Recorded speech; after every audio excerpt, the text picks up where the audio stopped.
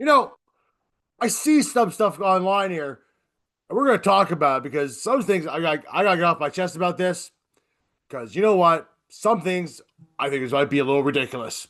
But hey, we're going to talk about it here. This is DA Wrestling. I'm Andrew, Canadian YouTube guy. Let's talk some stuff.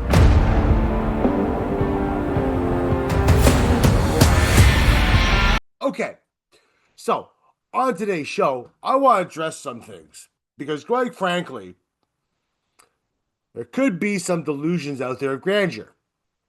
There could also be maybe possibilities. Who knows? But we're going to start off today with some other thing, with some stuff that happened last night, and I want to talk about something that happened on the Ariel Hawani show because that's kind of interesting too. But hey, before we get started over there, guys, make sure you like, share, subscribe down below. Small click for you, big click for us. We thank you very much for all the support. We appreciate it. The more support we get, the more we can do for you. Everything. Trust me. We're working on stuff. Anyway, let's get started. So, first thing I want to talk about is this whole idea that because of what happened to Seth Rollins with Braun Breaker, there's a possibility here that the Shield's going to reunite. I highly, highly doubt that. And if anybody's thinking that, as much as I love the Shield, I mean, for God's sake, I loved the Shield, right? I wake up every morning to the Shield music. Yeah, that's how I wake up in the morning. Yeah, I know, crazy, eh? But if you're thinking that, I think you're kind of delusional. I don't see it happening. One, Moxley will probably never go back to WWE, at least not anytime soon, right? The whole story with Seth and Roman is just completely hatred. Yeah, they're buddies in like real life apparently, but outside WWE, but like in the as far as storyline goes, there's no love there. Like, there's no love there, right? Roman's never, forgiven Seth for beating the hell out of him with a chair. And Roman's beat the hell out of Seth with a chair. We saw it last year's WrestleMania, right?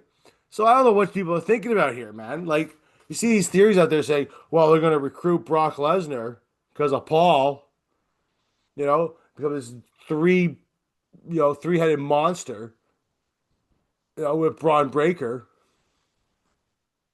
And then all of a sudden, Dean Ambrose's going to show back up and, oh, the Shield's going to reform. Sierra Hotel India Echo Lima Delta. No, it's not going to happen. It's just not going to happen at all. No matter what you think, it's not going to happen. It just won't. Right? Amber's on a contract probably for the next decade, I think, with AEW. And that being said, right, John Moxley will never leave AEW because AEW will probably not let him go. Because let's be honest here, right? In WWE, I mean, granted, it was the senior psychopath, right, who was under investigation for lots of things, was in charge. Although he did keep ticket prices lower for families and all that stuff, which is, you gotta give him credit for that one. But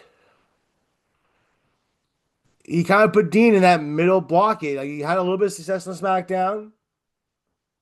It was good. And then it was kind of just downhill slowly after that. Right? Whereas AEW, he's literally like top 5 guys. Number 1 guy, too, for the most part. Held that title, if I'm correct, more than anybody else in that company. So I don't know what anybody's thinking, right? Plus, Renee's there. His wife's there. He has to work as much. So, I mean, let's be honest. It's not going anywhere. But I do see potential here, because everybody knows it, because I don't think anybody's really mentioned it, right? But Braun Breaker's holding that world title up at the end of the show over Seth Rollins with Paul Heyman there. Now, is it possible that how I know how I said CM Punk, but is it possible that Braun Breaker's the one that wins this title? Or is it possible they're going to do a triple threat? I know I do triple threats on the show. People are like, yeah, you're talking about triple threats all the time because they're fun and exciting. And it makes it hard to pick who's going to win. Right?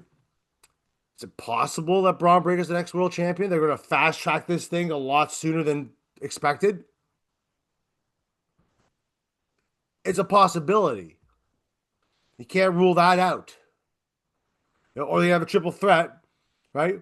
Where, Braun spears Seth, CM Punk knocks out Braun, then CM Punk GTS's Seth and wins the title. Who knows? But people who think that Shield's going to get back together, you guys need to sit down, and realize that it's probably not going to happen. You wish in one hand, poop in the other, see which one gets full first. Because probably it's not going to happen, folks. Now, moving on. Tatum Paxley won this women's battle royal thing, become the number one contender for the women's NXT title against JC Jane. Good for her. That being said, I'm actually happy for that too. I actually like the fact that Tatum Paxley. I've liked Tatum Paxley. I think the character is really cool. I like the character. I just feel she needs more TV time. I think she's getting it more and more since she joined the Culling.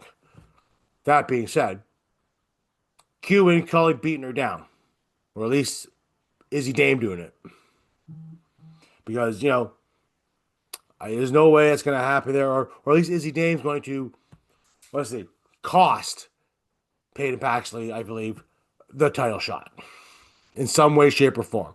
She'll have the match. JC will still be the champion because Tatum Paxley will get somehow tripped up or whatever, right, by or interfered with and cause her to lose. Sorry to break you guys' bubble on that one too. I just don't see it. I mean, I like Tatum Paxley. Right? I think she's a good wrestler. I like the gimmick. I think it's a really fun gimmick. Um, right? I think she deserves to get to be a world champion. I just don't think the gimmick right now suits the title picture. That makes sense. But hey, we'll see what happens there on NXT though. NXT was a good show there too.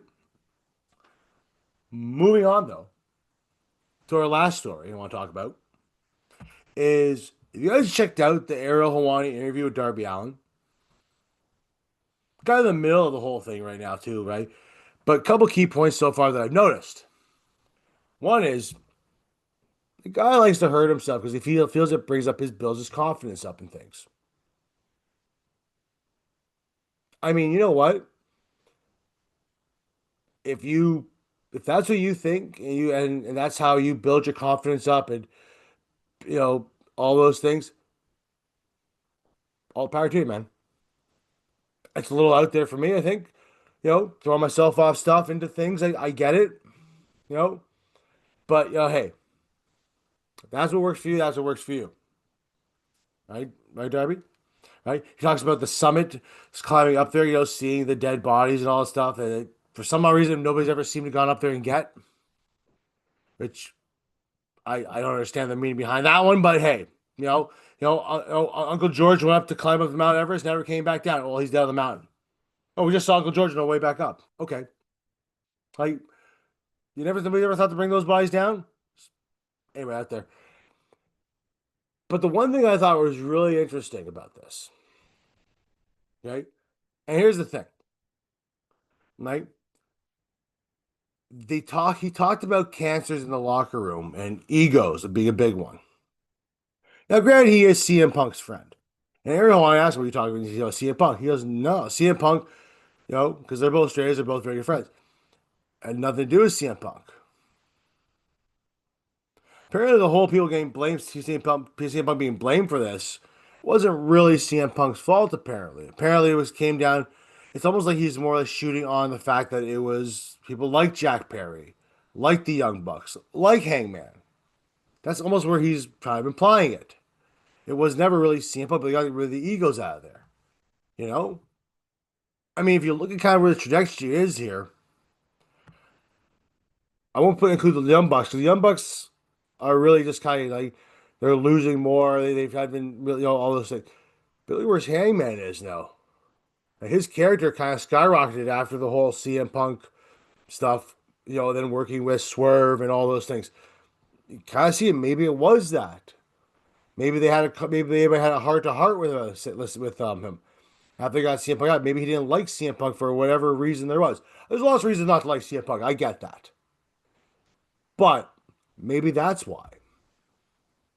You know, but he never said how. Granted, like I said, it could be a biased opinion. It could be the fact that he's friends with CM Punk and that's the reasoning why he gave it.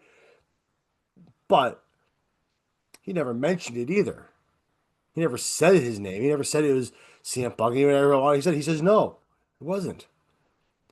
So we have to think back and who was it? Who was the egotistical person that did, right? Guys who are still in the company. You got Joe there, right? Supposing Joe, right? The Bucks took a pretty long, pretty decent layoff after that. So if they're at least taking layoffs now all the time, right? Could have been Kenny. Who knows? Time will eventually tell us as to who this was. Like, was it Jack Perry? The whole scapegoat gimmick after that, you know? But he's now back to the Jungle Boy stuff. Or tagging with Luchasaurus and maybe not being a Jungle Boy. Gotta hate that song. But anyway, what's your opinions on this stuff, man? Like, what do you guys think? Put your opinions in the comments down below, right? Do you guys think the Shield is going to reunite and that Jon Moxley is going to come back into WWE as Dean Ambrose? Or you can get somebody else and do all some call for a face Shield? I don't think so, right? Or will Seth just sort of join a bloodline? It's probably more along the bloodline stuff, you know. But hey, tell me more about you guys think about Paxton. Do you think CM Punk is the reason? Talk to us on here. Leave comments down below. Anyway, guys, that's all I got for you today. Thanks for watching. Appreciate it. Make sure you like, share, subscribe down below. Follow us on X, on DA Wrestling. Follow us on TikTok, on DA Sports. We thank you very much. Have a good one, guys. Later.